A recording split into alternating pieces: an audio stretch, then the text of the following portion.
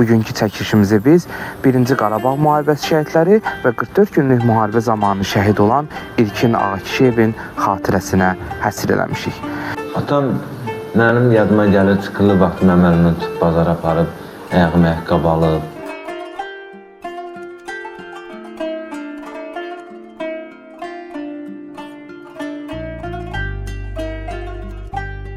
Bir dənə arzusu vardı idi. Deyirdi ki, tək oğluma xəbər gəlsin. Nəyə gəlirsə qəbulumdur. Quzan kəsib yerə. Sen ayak koyup addım attığın yolların izleri olaydı bala. Düşmanla yüz yüze gelen zaman ben senin yanında olaydım bala.